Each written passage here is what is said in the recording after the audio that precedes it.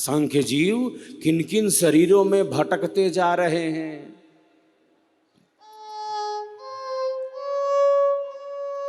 जहां उन्नति का कोई साधन नहीं,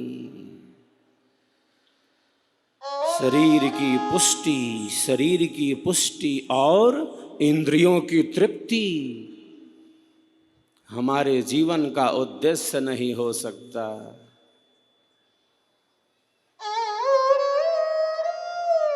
जिंदगी जीने में ही जिंदगी बीत न जाए, जिंदगी जीने में ही जिंदगी बीत न जाए, जीवन जीने में ही जीवन चला न जाए, बल्कि ये जीवन है क्या, कौन हूँ मैं, वह परम तत्व क्या है, इसका ही अनुभव हो जाए, इसका ही ज्ञान मिल जाए।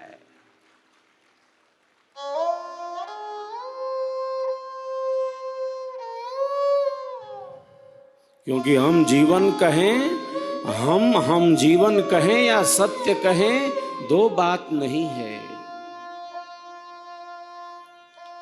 जान लिया ठीक ठीक ये जीवन है क्या, कौन हूं मैं।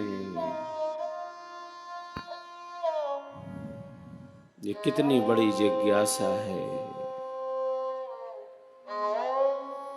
यह जो स्वर वेद महामंदिर धाम है, यह जो स्वर वेद महामंदिर धाम है, यह समस्त आध्यात्मिक पिपासुओं के लिए परम कल्याणकारी है, परम उपयोगी है,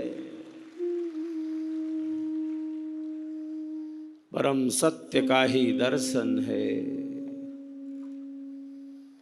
महाजनो ये न गतः स पंथः,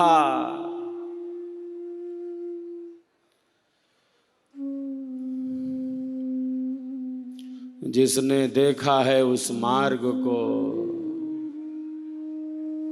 वही मार्ग दिखा सकता है।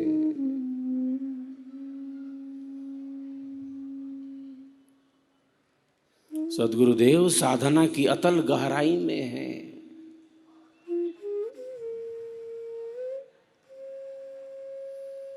छह महीने की अखंड समाधि है, बिना अन्न जल ग्रहण किए।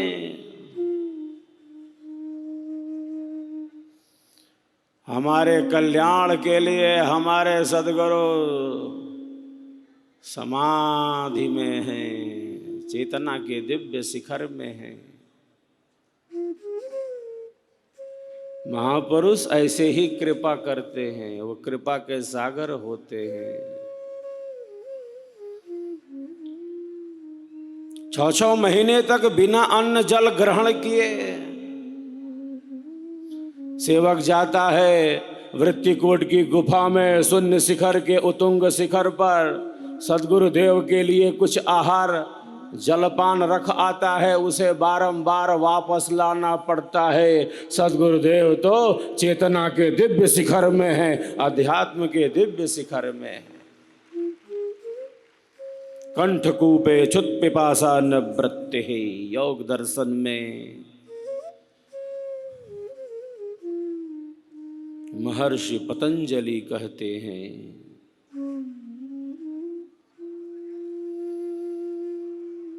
कंठकूप में संयम करने से योगी भूख और प्यास से निवृत्त हो जाता है। दीर्घ समय तक भूख और प्यास को नियंत्रित कर सकता है। योग दर्शन के इस सूत्र को, योग दर्शन के इस सिद्धांत को हम सबों के परमाराध्य सद्गुरुदेव भगवान ने अपनी साधना से बिल्कुल चरितार्थ कर दिया, प्रकट कर दिया। सत्य पर विश्वास ही श्रद्धा है। अपना बना लिया तो बना लिया, स्वीकार कर लिया तो कर लिया। मार्ग पर चल पड़े तो चल पड़े।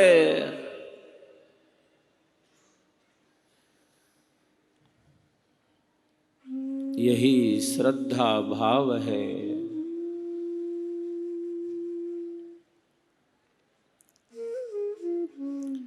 श्रद्धा का अर्थ है सत्य पर विश्वास। विश्वासो फलदायकः। सत्य सिद्धांत पर विश्वास, साधना पर विश्वास, स्वरवेद पर विश्वास। विश्वास कर लिया तो कर लिया, अपना बना लिया तो बना लिया, अब पीछे नहीं लौट सकते। अब तो आगे ही बढ़ते जाएंगे, आगे ही बढ़ते जाएंगे।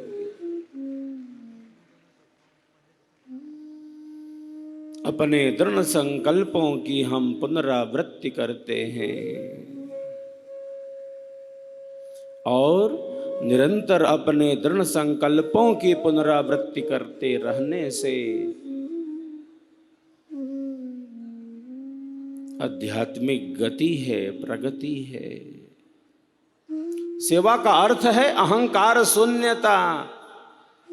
हम सहज हों, सरस हों, सरल हों, स्वाभाविक हों, आत्मा के ही निकट हों। कोई हताशा, कोई निराशा, कोई कुंठा, कोई अवसाद हमें घेर न ले। हम सबका जीवन आनंददायी बने, क्योंकि हम सबके जीवन का आधार सर्वाधार परमात्मा परम आनंदमय है।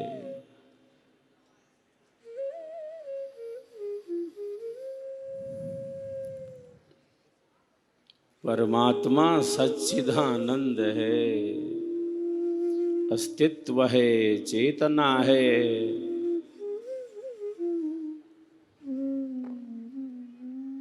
और आनंद है। रसो वै सः आनंदो ब्रह्मेति व्यजानात्। हम सबका जीवन भी आनंददायी बने। बहुत बार जीवन की अनेकों घटनाएं हमें व्यथित करती हैं।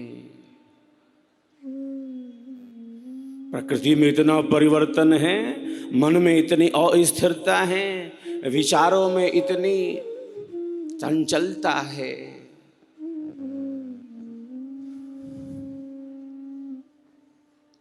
बहुत बार जीवन की अनेकों घटनाएं हमें व्यथित करती हैं, क्योंकि हमारा जो मन है वह बाह्य संपर्क में ही अत्यधिक है। जैसे पीपल का पत्ता तनिक हवा के स्पर्श से कितनी तीव्रता से हिलने डुलने लगता है, जैसे मानो भूकंप आ गया हो। हमारा मन भी वैसा ही है। बाहर की बदलती हुई परिस्थिति हमें बहुत प्रभावित करती है। हमारे ऋषि कहते हैं संसार दुखमय है, दुखों से भरा है, परिवर्तनशील है।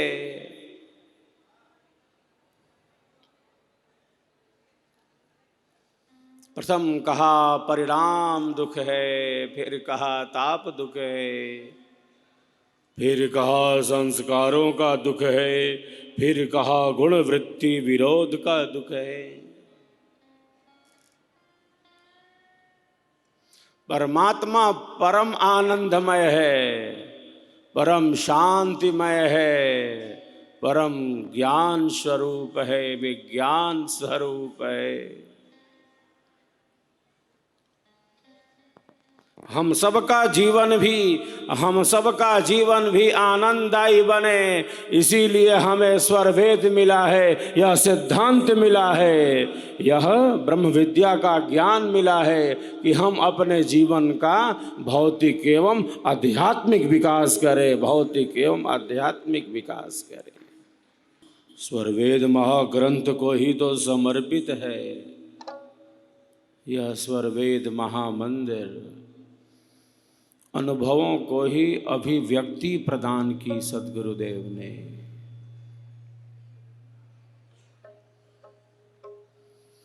अनेक साधक साधिकाएं इन वाणियों को गुनगुनाते रहते हैं, आनंद का अनुभव करते रहते हैं।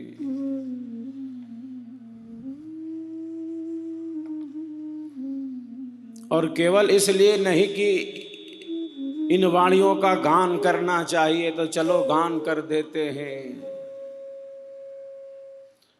स्वरवेद का गान होना चाहिए, दिव्य है, अमोघ है, अनंत है, तो चलो इसका गान कर देते हैं, गा लेते हैं। मात्र ये नहीं है कि गाना है तो चलो गा देते हैं, वाणी बोल रही हो। सद्गुरुदेव के स्वरवेद ने, सद्गुरु के स्वरवेद ने रूपांतरण किया है। सद्गुरुदेव के स्वरवेद ने उनका स्पर्श किया है, उन्हें छुआ है, उन्हें जागृत किया है, उनकी चेतना का आध्यात्मिक विकास किया है, ऊर्ध्वारोहण हुआ है। जैसे हरा पेड़ जानता है, हरा पेड़ जानता है कि सावन की रिमझिम फुहारें क्या होती हैं। हरा पेड़ जानता है कि ये वर्षा की बूंदें क्या हैं। उसी प्रकार जो अध्यात्म के जिज्ञासु हैं, जो अध्यात्म के पीपासु हैं, जो खोजी हैं, जो अन्वेषक हैं, उन्हें भली भांति पता है कि ब्रह्म विद्या विहंगम योग क्या है, यह स्वरवेद महामंदिर क्या है, स्वरवेद क्या है।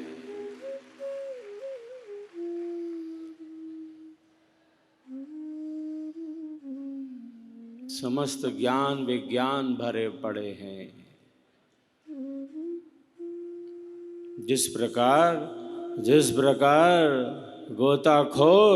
गोताखोर समुद्र में डुबकी लगाकर, जिस प्रकार गोताखोर समुद्र में डुबकी लगाकर कहाँ कहाँ रत्न बिखरे पड़े हैं ढूंढ लेता है, उसी प्रकार जो साधक हैं, जिज्ञासु हैं, जो आत्म कल्याण के इच्छुक हैं, स्वरवेद के ही समुद्र में डुबकी लगाकर आत्म कल्याण का मार्ग प्रशस्त कर लेते हैं।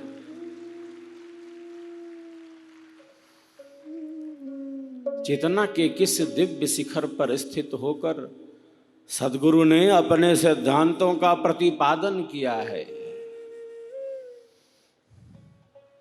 सृष्टि के रहस्यों को खोजने वाले दुनिया के सबसे बड़े वैज्ञानिक रहे हैं स्टीफन हॉकिंग। वो कहते हैं सृष्टि के पीछे कंपन है, वाइब्रेशन है, थर्राहट है।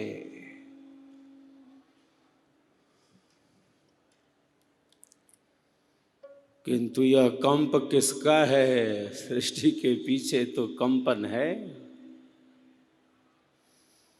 लेकिन ये कंप किसका है इसकी भूमिका को स्पष्ट नहीं कर सके। ये कंप कहाँ से हो रहा है?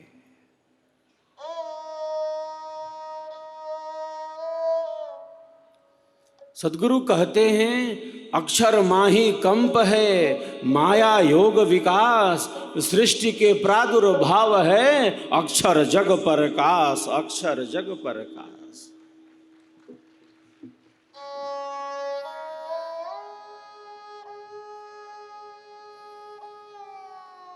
यह जो कंप है वह किसी जड़ सत्ता का नहीं है,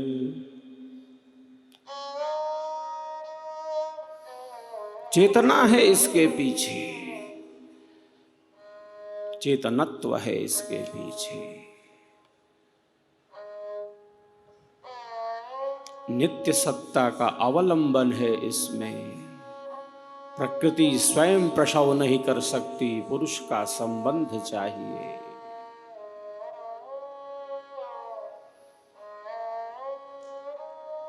तो जिसे जानना चाह रहे हैं वैज्ञानिक, हमारे अमर सद्गुरुदेव ने उसे अपने अनुभव में ही जान लिया। ये रिसर्च कर रहे हैं, फिर से खोज रहे हैं। सर्च तो हो चुकी है हमारी ऋषि परंपरा के द्वारा, सद्गुरु के अनुभवों के द्वारा। मैं प्रायः कहता रहता हूँ, आज इस शताब्दी समारंभ महोत्सव में इस बात को दोहरा देता हूँ। आध्यात्मिक ज्ञान के ही कारण, महापुरुषों के ही कारण, सद्गुरुओं के ही कारण हमारा प्यारा देश भारत, हमारा प्यारा देश भारत विश्व का गुरु था, विश्व का गुरु है और मैं कहता हूँ विश्व का गुरु रहेगा। जो प्रकाश में रत है, जो अन्वेषण में है। इतनी अद्भुत परंपरा है हमारे देश की, ये अद्भुत संस्कृति है, विश्ववारा संस्कृति।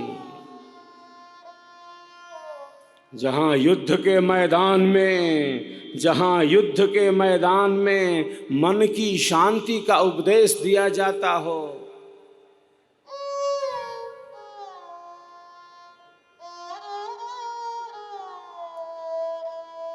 जहां दो सेनाएं एक दूसरे से युद्ध के लिए तत्पर हों,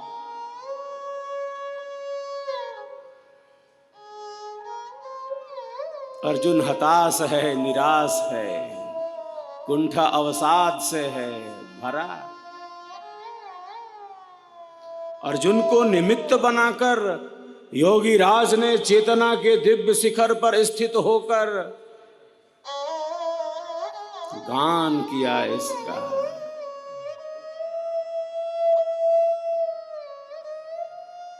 जहां दो सेनाएं युद्ध के लिए तत्पर हों, वहां मन की शांति का उपदेश दिया जा रहा है।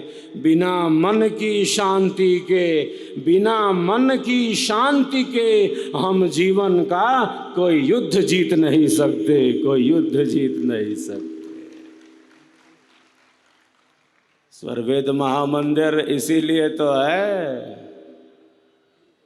मन शांत हो, सहज हो, सरस हो।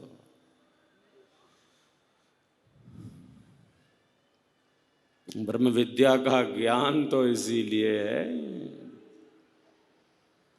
कितनी तरंगे हैं समुद्र में, मन की तरंगे तरंगित होती जा रही हैं। मैं तू यह वह,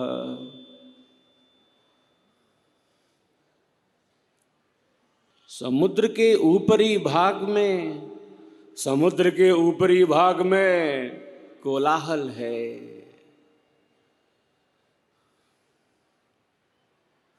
क्योंकि तरंगे टकरा रही हैं आपस में।